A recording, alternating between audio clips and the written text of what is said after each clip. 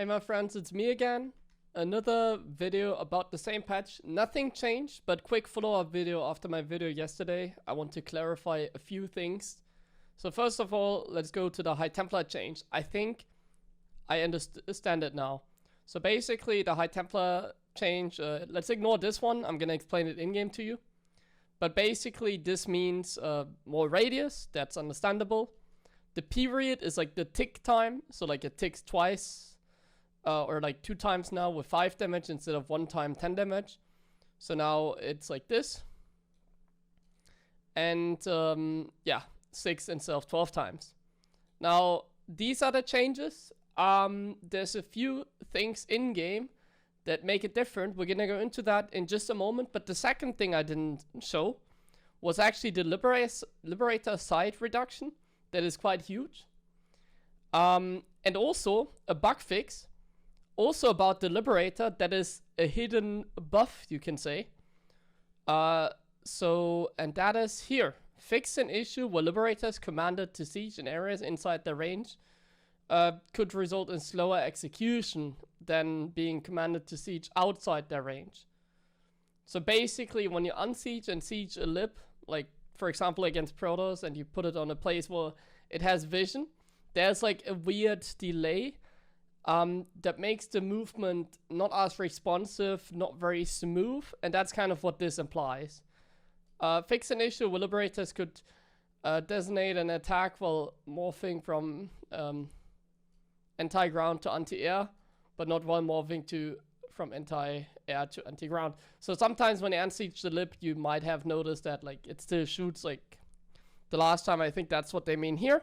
But yeah, these are the changes I quickly want to go into in this follow-up video in the unit tester. So let's get right in, and then I'm going to show you what that really means for this patch. I got a siege tank and the High Templar to demonstrate you the current storm and how it is. I'm going to show you the numbers as well, at least according to my calculations. You can do your own research. This is what I kind of now came up with. I got confused yesterday in my video, as you could tell. So let's first go into like what does storm duration mean? What does it mean that like the storm duration is increased? I think what it means, but that's the only thing I'm not sure about. It applies to the time that the debuff, because when you cast a Psi Storm on a unit, it creates a debuff on that unit that is called Psionic Storm. And that is what they are talking about. So every tick of this is 0.5 seconds now, basically, of that debuff. That's sort of how I understand it, but I'm still not sure about that. What that really means, the Psionic Storm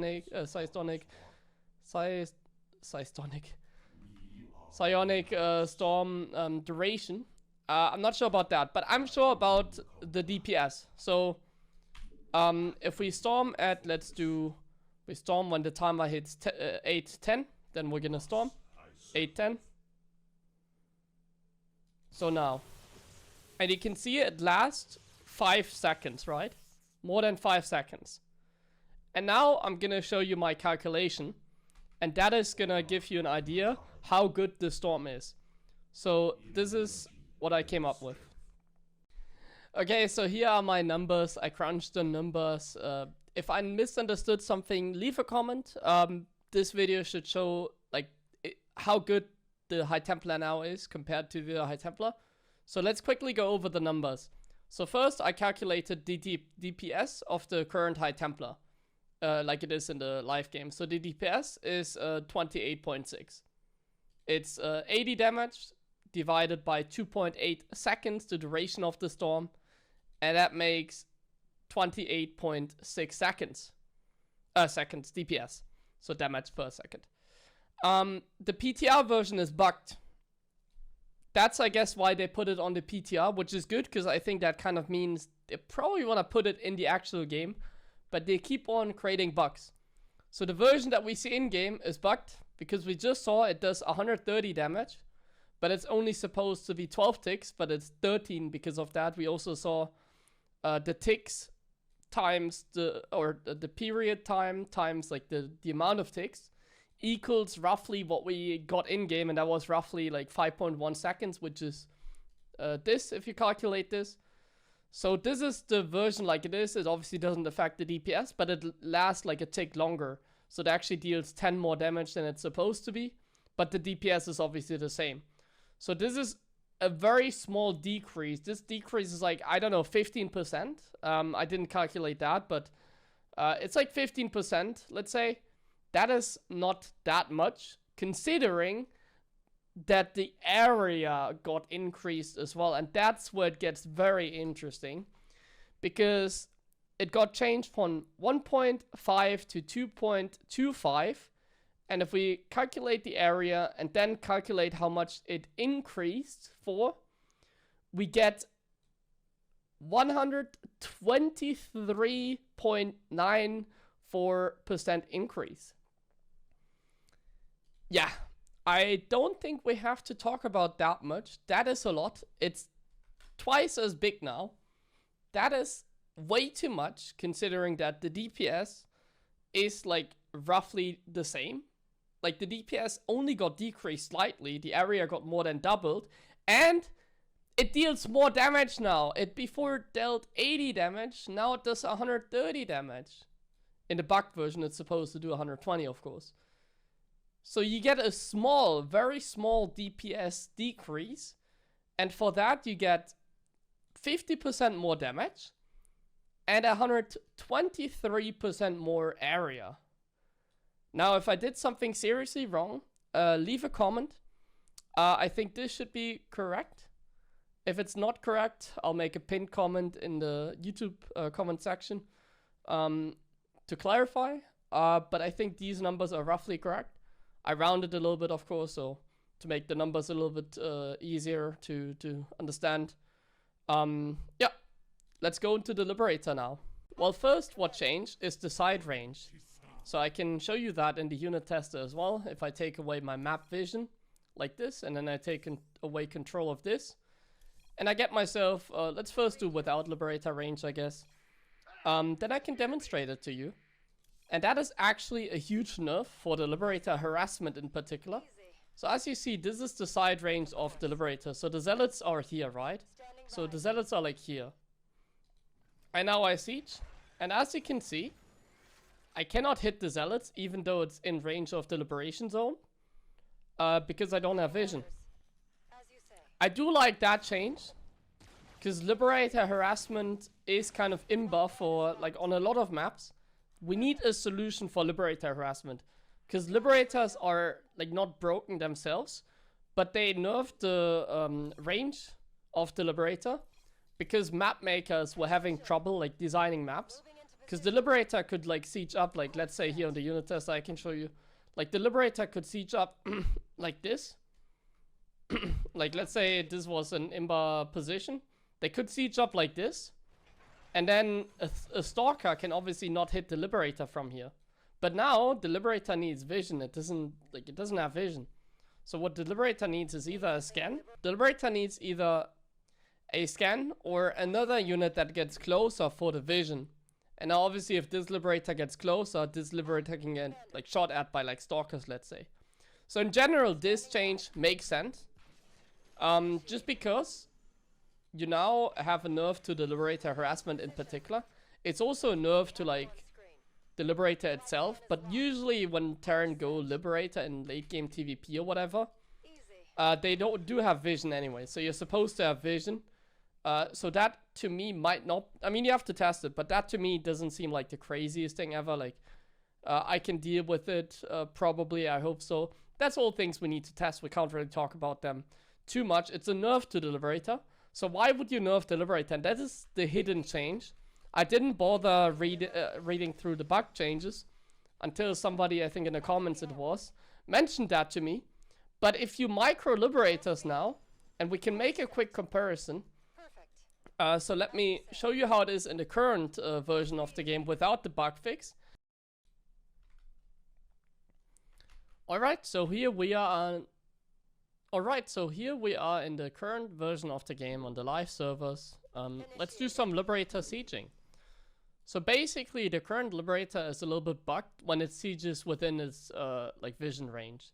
So if I now rapid fire cast my liberation zones, if they are instantly there, it's all good. But like if you move forward a little bit, you can see this Liberator. Did you see that? Like the Liberator going like back and forth, back and forth, back and forth. So like let's say I want to like siege first here, like this. You see like they kind of shake a little bit, and then I want to unsiege and go here. You see a lot of these libs are like shaking. Look at that guy on top. Let me do it a little bit more. You see these libs like, look at that guy. Do you see this guy doesn't even want to siege up.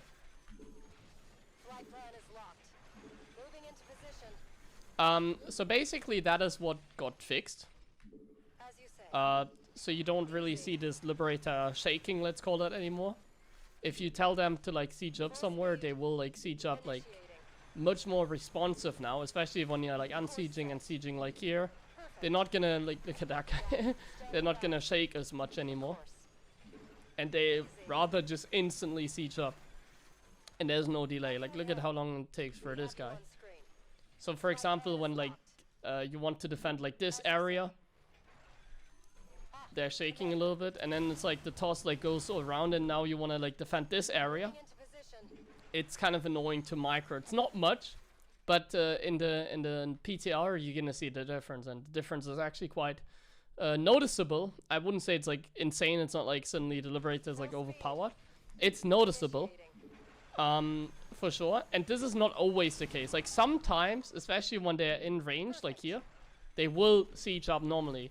They only don't really siege up normally if you tell them to like a little bit further down the line. So now like if I want to siege here, it's like outside their range, so they first have to go there, and this is where the bug happens. So now you see the shaking starts happen, and the delay is yeah, noticeable when they try and siege up.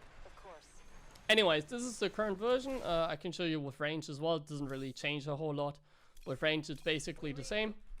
It doesn't really change anything. So when we want to siege up, a lot of times they will shake. Sometimes they will also like do it normally, you know. Like sometimes they will like siege up rather nice. Like here, you see.